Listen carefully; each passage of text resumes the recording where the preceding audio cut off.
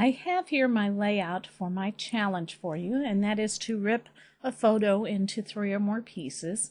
I'm sharing with you several tutorials on how to do this, and for this tutorial I have these tears available for you to download, and some of them are at a diagonal and some of them are stacked, so they're more of a wild tear. But I'm going to choose these 2 here that are straight and single instead of wild, not stacked. And I've already imported them into my program down here. And so let's turn off these layers. And I'm going to turn on this original photo layer that I originally worked with. And I want to grab my polygonal lasso tool, and hopefully for those of you that don't use Photoshop Elements, you can kind of watch this tutorial and also follow along and translate it into your program. And I'm going to take this guy with his thumb up and just draw a box around him to select him. And with this as my active layer, I'm going to hit Control J on my keyboard to put him on his own layer. And so next I'm going to drag in these tears that I have available for you to download. And there's one of them, and there's another. And I'm simply going to bring these up. Let's zoom in.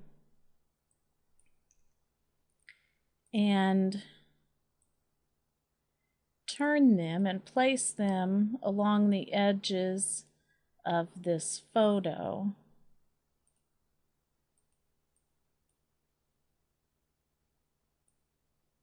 Now obviously they're not long enough to go across the entire edge, so I'm going to go ahead and duplicate it and just kind of continue that on out there, and do the same for this one.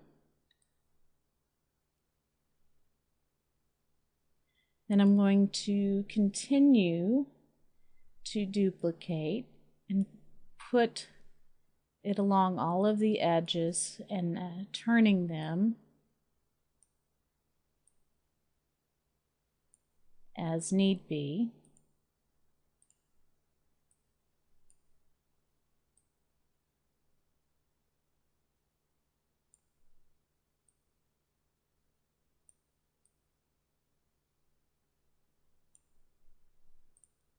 Got one more edge to do.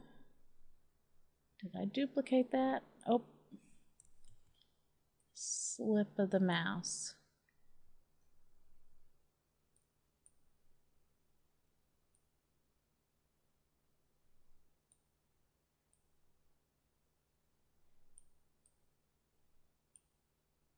Got to duplicate it one more time, and I'm going ahead and allowing these to stick way over the edges, and I'm going to deal with that in the next step.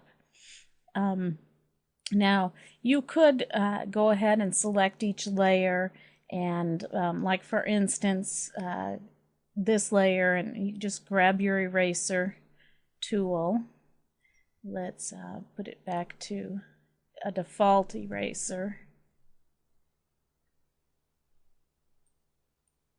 and just manually erase it, or make a selection of it and delete it, and do that for each layer all together. But what I want to do is hold down my Shift key and my Control key and select all of those layers at once, link them, and then go up to the layer drop down menu, and whoops, let's just go back and have only one of them as the active layer. Go to the layer drop down menu and choose merge linked, and now they're all in one layer, and I can zoom in and erase those areas that are sticking out. So whatever method you can use to create this little ripped edge.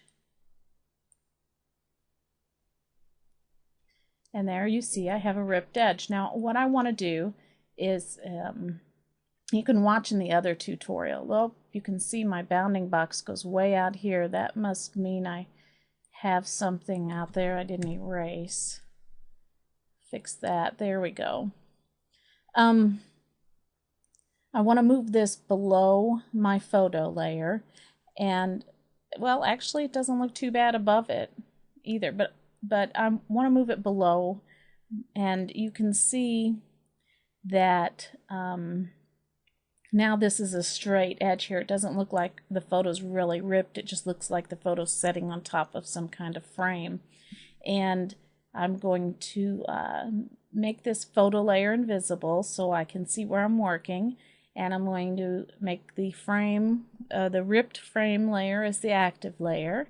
Get my selection tool and just click right out in the middle, and you'll see marching ants all the way around that rip.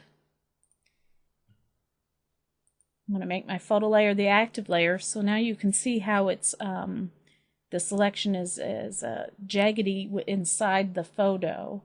And I'm going to inverse the selection under the select drop-down menu, and making sure the photo layer is the active layer, hit delete on my keyboard. And now you can see that the photo looks more like it's actually been ripped. And I'm not going to redo it, but if you look in the one of the other tutorials and watch it, the one for manually doing the whole thing, there's another method for making those edges of the photo look more realistic, like it's been ripped. But there is my ripped frame. You may want to add a very high drop shadow, distance and size. Makes it a little more realistic, like it's come off the page. And I'm going to go back and show you my completed layout again.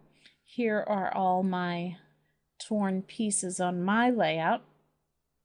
And what I did was make the background, the original photo, into a black and white layer, and I just added it behind it, so all those pieces seem to go together. And I actually duplicated that and made it a sepia tone and turned it and put it behind that. But you do whatever your imagination can do to utilize rip photos, because I'm anxious to see what kind of ideas and inspiration you all can give back to me. And so have fun.